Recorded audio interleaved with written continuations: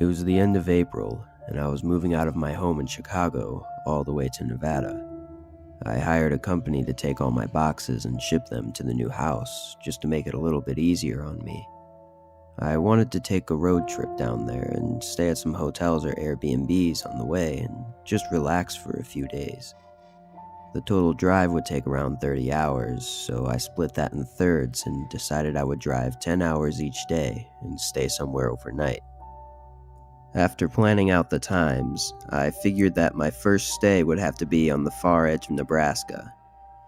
I scrolled through Airbnb, looking for anything cheap, as Nebraska didn't really have much to see, so I really just wanted a place to stay for 8 hours and then head back out on the road. I found a small one-story home with 2 bedrooms. Although I didn't really need the 2 bedrooms, the price was a really good deal, so I didn't mind the extra space. However, I did find it a little bit strange that they only showed pictures of 1 bedroom. Again though, it didn't make much of a difference for me, so I booked it for the next night and got ready for bed. In the morning, I finished packing up my car with the rest of what I had and started the drive. I left a little bit later than I had wanted to, but I figured it wouldn't be much of a big deal, other than having to drive in the dark for a few hours. If you've ever driven through Nebraska, you would know that it's very plain. There's long stretches hundreds of miles long of barely any light or buildings at all. A couple hours after dark, I pulled up to the Airbnb. It was off the long empty road I'd been on, and down a short gravel path. Initially, I was a little bit disappointed, as it looked a lot more worn down on the outside than they had shown in the pictures. I reminded myself that I was only staying for a few hours just to sleep, so it didn't matter too much. I grabbed a couple of my bags and headed to the front door. Usually, the owners leave the key in a key box and give you the password. But this door had no key box. In fact, it actually had no lock at all. It was one of those plain doorknobs you'd usually see on a closet door. I started to get a little uneasy, but I didn't really have any other option than to stay here. I opened the door and stepped in, and to my surprise, it was actually fairly nice on the inside. It was small, but the living room and kitchen were well furnished and seemed to be kept up with. I went to the first bedroom, but noticed that it too did not have a lock. Thankfully, the second bedroom did, so that's where I decided to unpack in. There was one thing that got me really creeped out about this bedroom, though. Right in front of the bed on the wall was this small old doorway, maybe 3 feet tall and 2 feet wide. This was the actual picture I took of this doorway in the room. The more I looked at this door, the more unsettled I got, but there was no way I was staying in a room that I couldn't lock. I tried to open it just to check what was behind it, but it was locked from the other side. I figured the owner probably just kept some cleaning supplies back there or extra towels or something, but still, this door gave me the creeps. I was getting pretty tired though, so I only unpacked what I needed for the night and started to get ready for bed.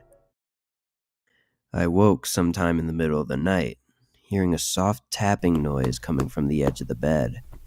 It was very subtle, but the whole house was silent aside from the tapping. I reached blindly for my phone on the nightstand and turned on the flashlight as quick as I could. As I shined the light towards the edge of the bed, the tapping stopped. I'm not one to get scared easily. Sure, I'll get creeped out or nervous, but never scared. But something about that small doorway on the edge of my bed in that moment made me truly scared. I jumped out of bed and turned on the lights, and grabbed everything and rushed out of the house as quick as I could. It was still really dark outside, and I couldn't see much, but as I was backing my car out of the gravel path, I swear I saw a man lying on the ground behind the house. I drove down the road for probably 30 minutes before pulling over and texting the owner to tell him that there might be someone in his house and to call the police. I continued down the road for a couple hours until I found a small town, and I parked in a grocery store parking lot just to get some sleep.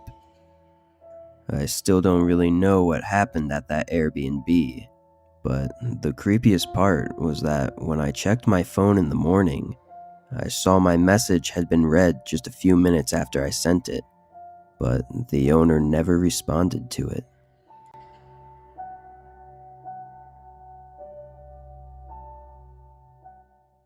My boyfriend and I were visiting my parents back in Michigan for a few days, and we didn't want to stay with them for, let's just say, obvious reasons. We ended up finding an Airbnb about 15 minutes away from their house. A cute little one-bedroom condo. The inside was completely redone and was very modern, so it wasn't the cheapest.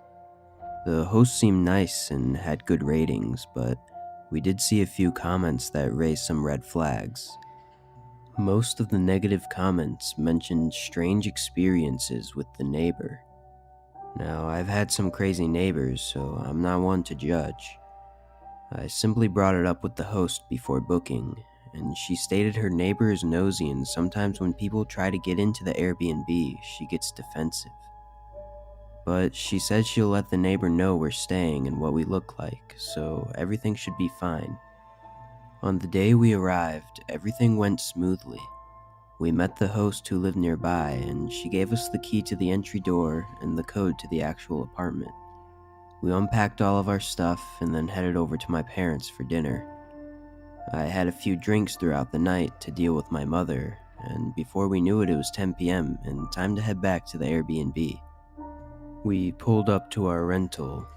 Now, each complex has 4 apartments, 2 on the bottom and 2 on the top, and the one we were staying in was on the top left.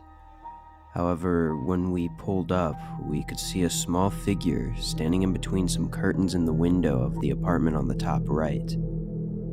Instantly, I felt weird. Who just stares out their window like that? My boyfriend parked, and as I got out, I looked up again, and she was still there, still staring at us. As we both walked towards the entry door, I could make out her features. You know how some people just have that crazy look to them? This was her. Mangled brown hair and wide open eyes. She had to be at least 60 or 70, and this frown she had, I've never seen someone so angry. My boyfriend puts the key in the door and we enter, and not to my surprise, we see her standing at the top of the stairs. She says nothing. She just stands there, watching us. She's very small and round, but the way she was standing, you could see her arms and legs were very thin. My boyfriend and I looked at each other for a second, and then we began to make our way up.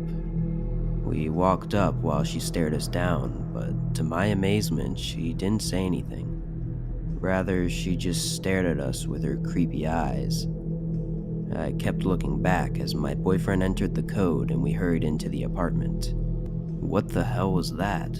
my boyfriend said softly, looking at me confused. I shook my head as I was just glad she didn't try to talk to us. Nothing weird happened the rest of the night until we heard banging on the front door. I shot up from bed just to find that my boyfriend was already awake. The banging was non-stop for maybe a minute or two until it suddenly went silent. I looked at my phone and it was nearly 4 a.m. Who would be banging on the door at this time? My boyfriend walked towards the door, whispering to me that he was going to look out the peephole to see who was there. I trailed behind him slowly as he inspected. He looked back at me and was clearly confused. He then opened the door a little to look around, and I heard him gasp. "What?" I whispered, and slowly stepped towards him. Laying on the welcome mat outside the door were 3 dead rats, and they looked completely gutted with with only one of them still having their head attached. He closed the door and we both agreed to contact the host later that day. I tried my best to sleep, but the images of those rats kept replaying in my mind. After a while, I looked at my phone and it was 6:30.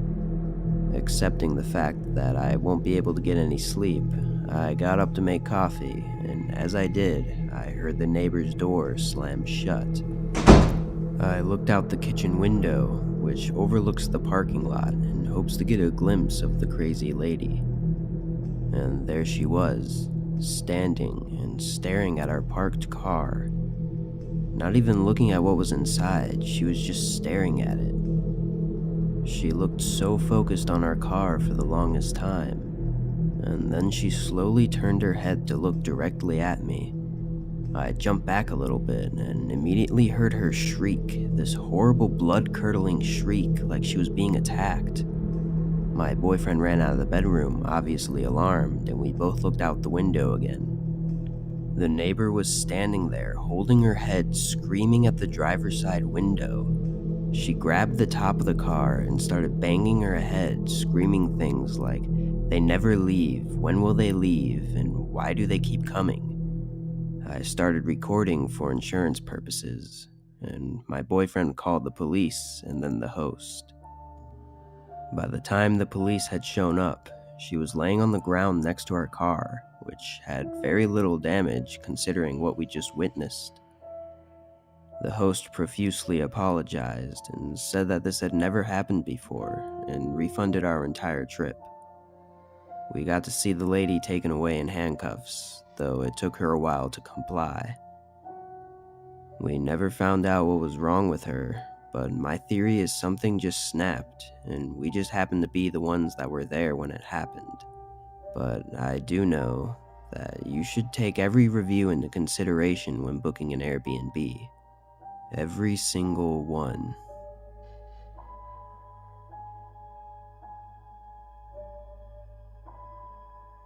This happened a few years back, when my friends and I had just finished our sophomore year of college.